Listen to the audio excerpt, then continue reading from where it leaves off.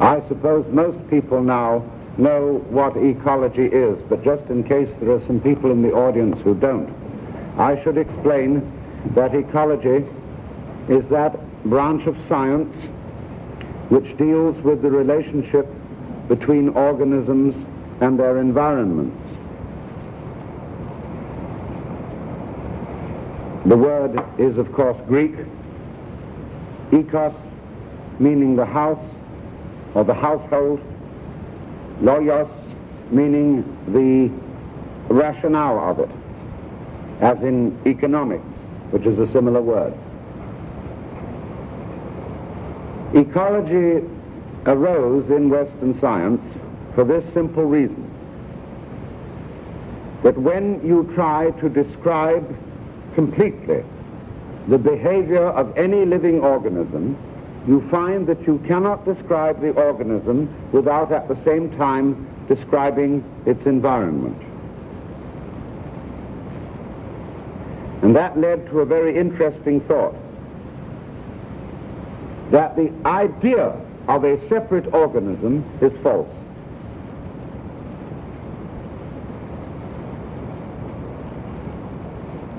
And that, however, is an idea implanted in everyone's common sense. One thinks of oneself as a separate being, and not merely as a separate body, but it gets worse than that.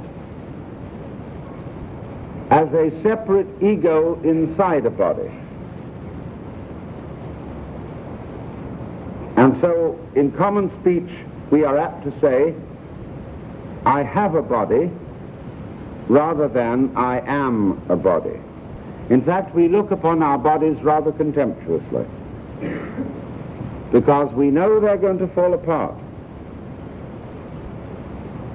The body, the material, the physical aspect is always in some way considered inferior to the mental, the spiritual, the psychological aspect. And so we are brought up to feel, divided into two parts. The mind on the one hand, or the soul, and on the other hand, the body, the corpus, the corpse. And our whole ecological crisis results from this kind of schizophrenic attitude towards our identity.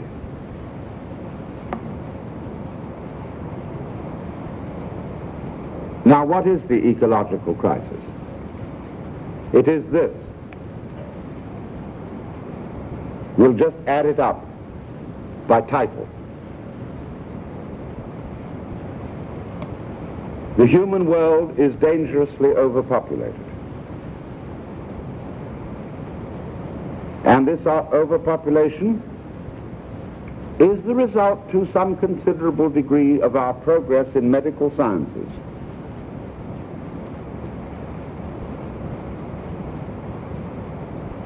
We are not so easily wiped out by plagues.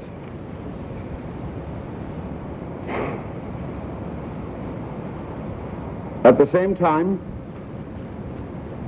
our overpopulated and technological society is eating up the earth at a fantastic pace, so that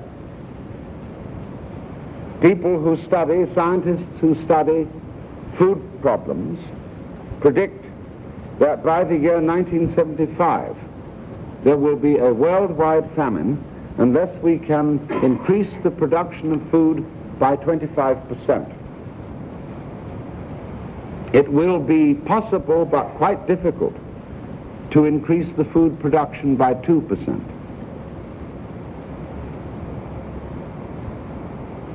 We are at the same time fouling our own nest. We are polluting the atmosphere, and we are polluting the water. And water, incidentally, is the element necessary for life that is most necessary and in lowest supply.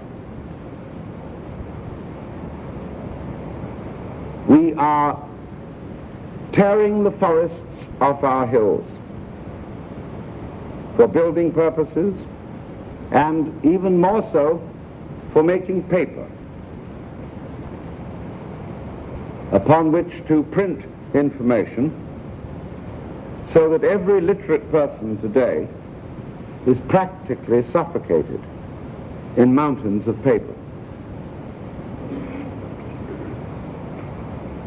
And think also of your supermarket, the paper bags in which you carry out your groceries instead of following the old-fashioned custom of taking a market basket to the store.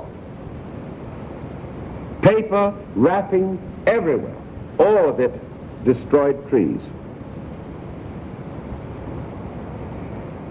And it isn't as simple as that. For every pound of paper, and compare a pound of plastic, it seems that plastic might be the solution. But whereas the pound of paper will require, say, 5 gallons of water to manufacture it, the pound of plastic will require 30. And that water is all discarded. Let's go on. For military reasons, we have created nuclear energy, and there are also nuclear wastes. And these wastes have to be disposed of, not to mention the existence of nuclear warheads, which of course could destroy all life on this planet at any time. But what to do with the wastes? They are being put in enormous underground and sometimes underwater concrete vats. And these vats will wear out before the substances they contain cease to be radioactive. The problem with the nuclear weapons is not how to avoid their use in war, but how to get them off the planet. Then we will go on to consider the various chemicals that have been prepared for biological and chemical warfare. And again, the problem is how to get rid of them, not how to avoid using them.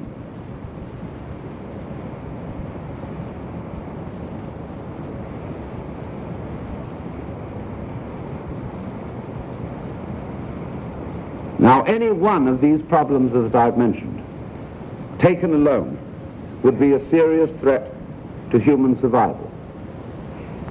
But taken all together, where are we? We're insane. And this problem of man in relation to his environment overshadows every other political problem. It isn't just that, as you might say, a president of the United States suddenly gets alarmed about man's relationship to his environment and uses it as a political gimmick to divert attention from racial relations. It isn't like that. It's like when Tweedledum and Tweedledee agreed to have a battle. Just by then flew a monstrous crow as black as a tar barrel, which frightened both those heroes so they quite forgot their quarrel. That's what's happening. In other words, all the traditional political problems, as to whether you're a Republican or a Democrat, a right-winger or a left-winger, a capitalist or a communist, a pale pink person or a dark brown person, are absolutely obsolete, because it is highly possible that the human race will not survive beyond the year 2000. So wake up if survival is important. Maybe it isn't. Maybe all stars were originally planets. whereon there developed intelligent life which discovered the nucleus and its secrets and just blew itself up. Maybe that's how things go. It's like saying a chicken is one egg's way of becoming other eggs.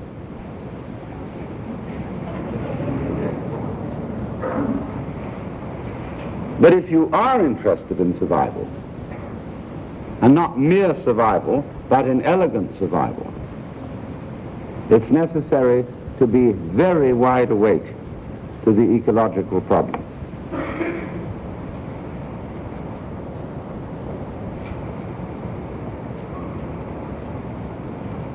There is a historian of science by the name of Lynn White, who's a professor of history at UCLA.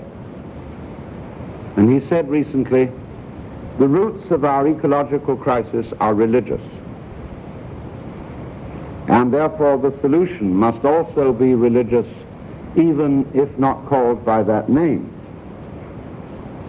And I would like to go first into the reasons why the roots of this crisis are religious. Technology as we know it has emerged out of a certain philosophy of life. And the foundation of that philosophy is a distinction between symbols on the one hand and reality on the other. You might say words and events, map and territory, money and wealth. Now, isn't it obvious that a word is not what it represents?